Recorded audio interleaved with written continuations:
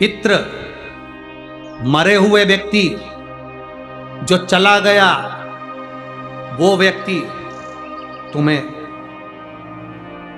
रोता हुआ नजर आ रहा है तो समझ लेना कि घर में कोई व्याधि, कोई तकलीफ, कोई कष्ट आने वाला।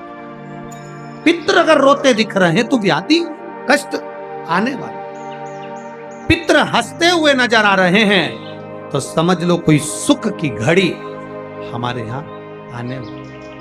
और पितृ स्वप्न में अगर कह रहे हैं कि मुझे भूख लग रही है, प्यास लग रही है, पानी पिला दो, भोजन करा दो, समझ लो घर में कोई बड़ी बीमारी प्रवेश करने वाली। उस बीमारी का प्रवेश हमारे घर में। पितृ गए हुए जीव, पितृ घर में अगर भ्रमण करते नजर आ रहे हैं, पूरे घर में घूमते हुए नजर आ रहे हैं, छत पर, कमरे में, कक्ष पर, अपने परिंदे पर, रसोई घर में काम करते नजर आ रहे हैं, व्यापार में, व्यवसाय में पितृ भ्रमण करते, जो गया हुआ जीव है वो घूमता नजर आ रहा है, तो शिव महापुराण की कथा कहती है उस जीव को कुछ करने की जरूरत नहीं पड़ती। पितृ घूमते हुए जब नजर आते हैं, जब हमारे पितृ पितृलोक में आराम से निवास करते हैं और आनंद से रहते हैं। 4 तरह के स्वप्न हैं: रोता हुआ देखना, हंसता हुआ देखना, भ्रमण करते हुए देखना, भूख और प्यास में व्याकुल देखना। इन चारों स्वप्न के लिए शिव महापुराण की कथा कहती है ये 4 स्वप्न पितरों के। आप में से ऐसा नहीं कि कोई के सपने में नहीं आते। किसी को लगता है मेरे पीछे कोई आ रहा है, रात को एकदम सो रहे हो और सोते सोते भरचक नींद में सो रहे हो और एकदम तुम्हारी नींद झपट कर कोई स्वप्न देखते देखते या अचानक एकदम चटकार खुल जाए, समझ लेना कि कोई पितृ की कृपा आप पर हुई है, कोई अनहोनी होने वाली थी, इसलिए उसने जगा दिया, जगा कर तुमको चेता दिया। ये पितृ कृपा से जगा कर चेता दिया उसने, ये पूर्वजों की कृपा से, पितृ कृपा से हो। स्वप्न में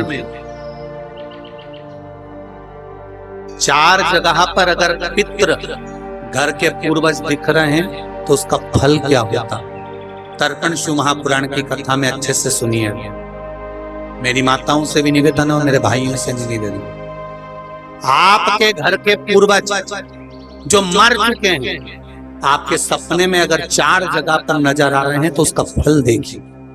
पहला, अगर आप सोए हो और आपके पितृ, आपके पूर्वज जो मर चुके हैं वो आपके सिर के पास खड़े हुए दिख रहे हैं तो डरना मत ही, बल्कि भगवान को धन्यवाद देना कि आज मेरे पितृ मेरे सिर के पास, मेरे पूर्वज खड़े हुए हैं।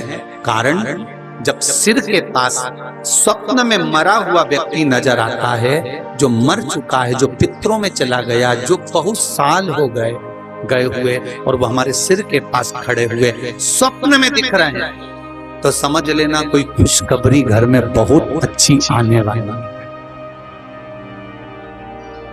दूसरा, वही पितृ, वही पूर्वज जो मरे हुए हैं, जो चले गए हैं, वो हमारे पांव के पास अगर नजर आ रहे हैं तो समझो कि घर में कोई तकलीफ आने में, उसका स्मरण।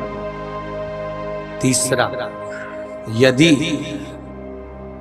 थोड़ी सी देर के लिए हमारे पितृ या हमारे पूर्वज जो मरे गए हैं वो हमें थोड़ी सी देर के लिए दिखे और अचानक ओझल हो गए, समझ लेना कि कोई क्षण भर की समस्या हमारे सामने आएगी, उससे हमें घबराना नहीं है।